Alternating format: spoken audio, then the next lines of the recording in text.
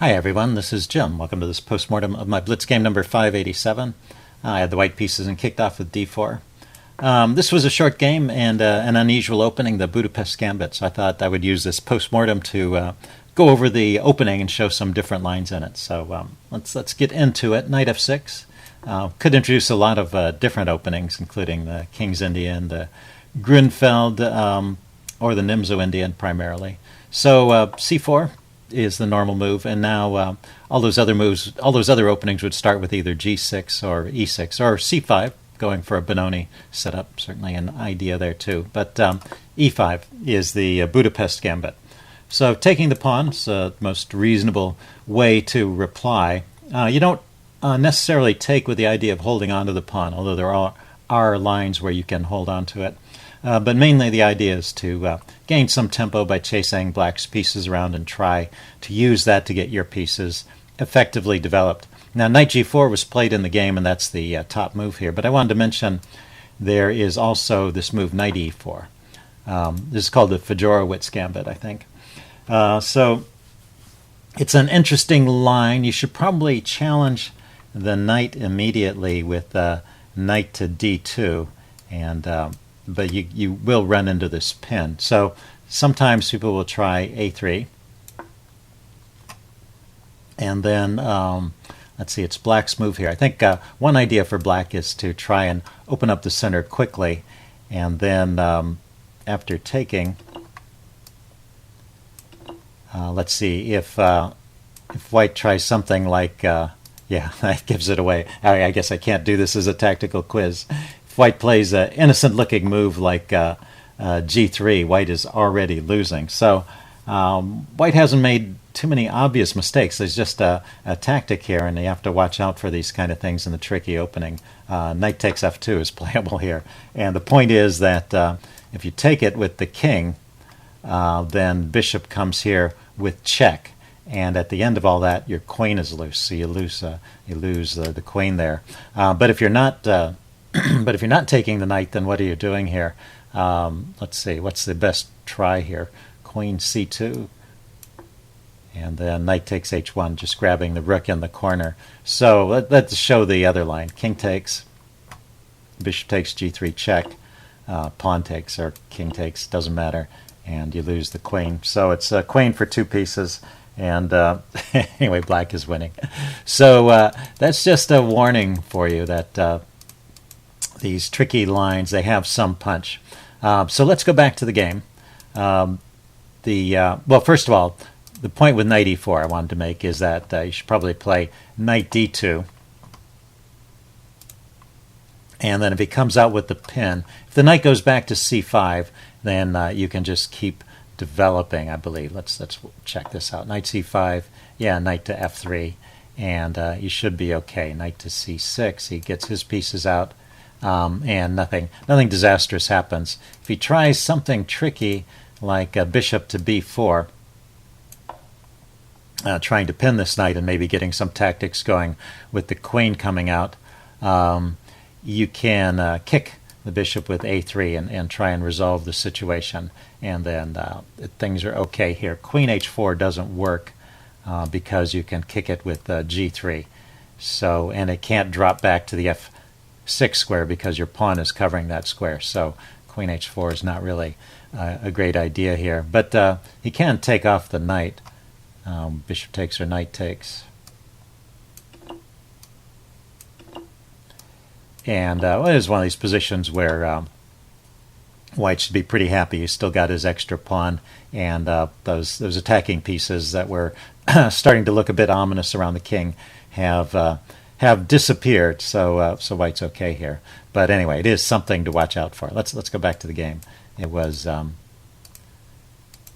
doesn't want to take me all the way back. There we go. So it's d4, knight f6, c4. e5, the Budapest gambit, pawn takes, and now knight g4 is the main idea. This is also with some attacking ideas, hitting the f2 square, but also just intending to round up that pawn. And now I play with knight f3, which gives the pawn back without too much of a struggle. If you want to hold on to the pawn, that's this bishop f4 move, and Yasser Serouan was recommending this as a way to kind of refute the Budapest gambit.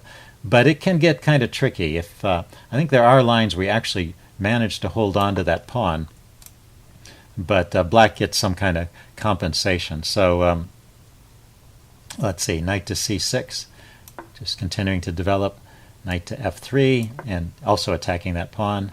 And now bishop b4 check. This check is kind of awkward. That's why you often see this move a3 played. Let's see, knight bd2 is the top choice, and queen e7, more pressure on this pawn. So it seems like black's play is pretty simple here, right? He's just developing his pieces and just putting a lot of pressure on this pawn and trying to get white's position a little bit contorted by forcing white to defend that pawn. Okay, so e3, opening up a line here, and I think this gets the pawn back. Can you still hold on to the pawn here? a3, kicking the bishop.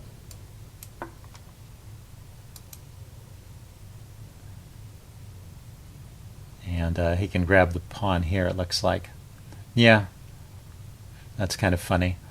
Knight takes e5 with the bishop still hanging. Let's see how that works. Knight takes e5. If you take the bishop, now what goes wrong? Oh, knight d3 is mate. That's another one of these traps. Yeah, I knew there was there's a lot of little tricks to watch out for in this opening, and that's one of them. The queen on the e file here is pinning that pawn, and the knight is delivering mate. So in this position, a3 doesn't really threaten to capture the bishop, and so he's safe to grab that pawn back. Anyway, those are tricky lines to watch out for. And that kind of put me off from playing this bishop f4 line myself. But let's take one more look at that. Bishop f4, knight c6. Is there a kind of a safe and sane way to play this? Knight f3, bishop b4 check, knight d2, blocking the check. Maybe knight c3 is how you actually hold on to that pawn. Knight c3, and then he takes. Well, queen e7 is still a move here, trying to gather that pawn back. And queen d5, trying to hold on to it. Not there. Queen to d5.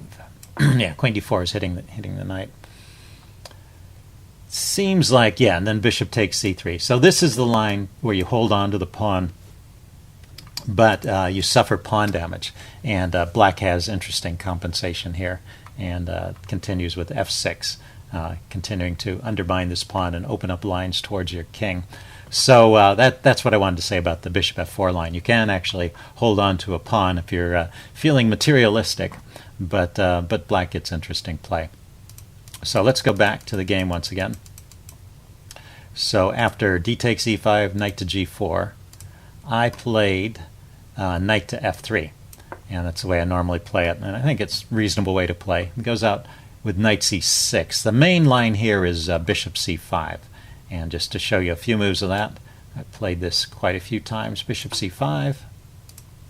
You block with e3, so you don't get checkmated here. And now your king also has a little bit of space here to walk into, so you don't have those checkmating traps. Let's see, knight c6. And then bishop to e2, knight to c3, or even a3. I think a3 is what I like to play here, and seems like it's okay. And then, yeah, this is one of the ideas. a5 is a move here, and we'll actually transpose into this position in the game. A lot of times the people will just take here, though. Knight takes e5. I usually take because otherwise this this knight is always a target on f3, so it's often better just to get rid of this and then continue developing. I can throw in b4, or I can go with knight c3 immediately, and it's a game. I can play on from here with a slight opening edge, typical of many queen's pawn opening. So not a bad position for white, and nothing really weird is going on. And then after a3, there's also the idea of playing a5, and I'll show that idea in the game because we transpose to this position. So in the game, he went knight g4, I went knight f3, and he went knight to c6. So a little bit of a different move order. I played a3 here. Once again, I could have tried, and maybe under slightly more favorable circumstances, I could have tried bishop f4 to hold on to the pawn. So that's an idea if you see this knight c6 move. But I'm just in this frame of mind that I'm not holding on to that pawn. I'm trying to keep things under control. So I went with a3, and he went with bishop c5. And now we've transposed back into that opening where he played bishop c5, that line where he played bishop c5 first, because I play e3 here. And now there's the idea of a5, and there's one last idea I wanted to show. Rather than just grabbing the pawn now, leaving it hanging for a while and playing a5, that stops me from playing b4 and kicking his bishop, but it also introduces this idea. Notice how black's pawns are all on the 7th rank. Not a one of them is on the 3rd rank, so the 3rd rank is totally clear. And with a5, black has opened up the possibility of bringing his rook to the 3rd rank and swinging it across like this for an attack. It's kind of an amazing idea, not one you see very often. So let's see. b3 looks like a normal move here, just shoring up my pawn and preparing to develop the bishop out here on a good diagonal. He castles. It may already be possible to play rook a3 here. Let's see if that's a bishop to b2. The engine thinks I'm doing fine here. I wonder if there's a let's back up a little bit. Castles. Let's follow the book line here. The castles. Bishop to b2. Rook e8. Bishop e2. Or knight c3. He starts taking the pawn. Castle. And rook a6. Yeah, there it is. Okay, so it actually is a line. I was just trying to play it too soon. I just wanted to show this idea in case you see this a5 move. It has a second point. It's not just clamping down on b4. It's also opening up the a6 square for the rook to swing across. So kind of an interesting way to play. So once again, let's go back to the game. d4, let's do it from the beginning. We lost context there. Knight f6, c4, e5, the Budapest gambit. I take knight g4, the main move, and now I have a choice between knight f3 or bishop to f4. I go with the knight f3 line. I have not seen this e4 move played. That looks like an interesting idea. Anyway, this is okay. He went with knight c6. I went with a3 to keep his bishop from this square and allowing me to develop my knight to c3 without getting hassled. Bishop went to c5. I went e3 to protect the f7 square, and now he just grabbed the pawn here. And we are in the game and out of the opening book. So I took his knight. He took my knight. I went knight c3, so that was my plan. You see, I'm keeping this kind of slight opening edge, so I'm not trying to maximize, go for the maximum benefit here out of this opening, but I'm content to play it and have the usual kind of opening advantage and stay away from wacky tactics. So black castles here. Like a bishop e2, d6, all pretty normal moves. I castle. Goes bishop f5, so both sides get their pieces out. Let's say I play b4 to harass his bishop now. Drops back to b6. It might have been an idea to move this a-pawn, even if not to a5, at least to a6 to give this bishop a retreat square. But I can't trap it just yet. This c5 square is still under black's control, so it's just kind of a looming or potential threat against that bishop. At some point I may be able to trap it. Bishop b2, getting my last piece developed. Queen to g5 now coming in for the attack.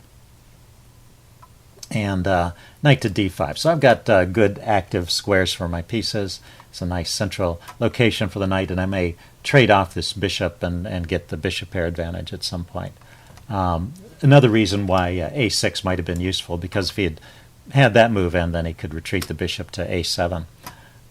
Okay, so he played bishop to h3. And going after the checkmate, And I had foreseen this, and I figured I could defend it with bishop to f3.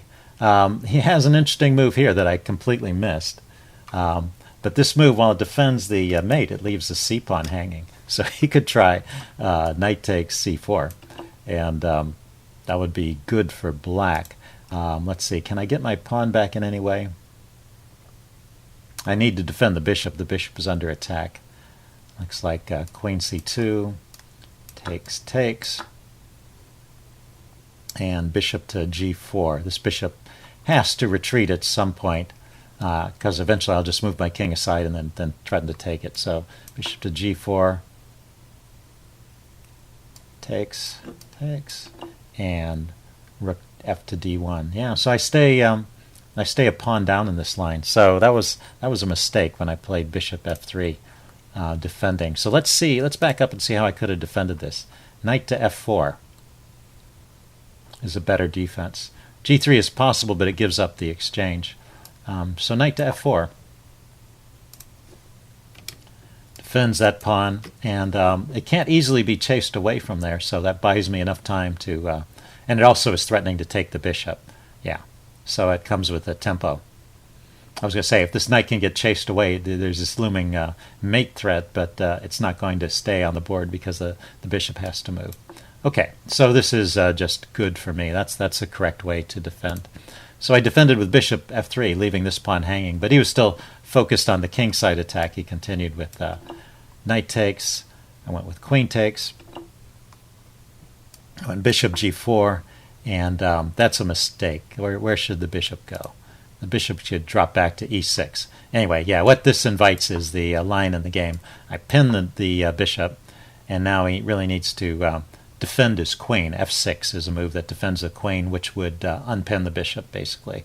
That's the best play. Instead, he defended the bishop, which is not really the issue, although I guess he was planning to continue the attack with the h-pawn push. But anyway, I can attack his bishop, and it can't move because the queen's undefended, so it's pinned there. And pushing the pawn forward doesn't help because I just grabbed the bishop. So he resigned here. So a sudden end to a interesting game. Hope you guys enjoyed this. Leave any comments you have in the section below, and I will see you again soon. Bye.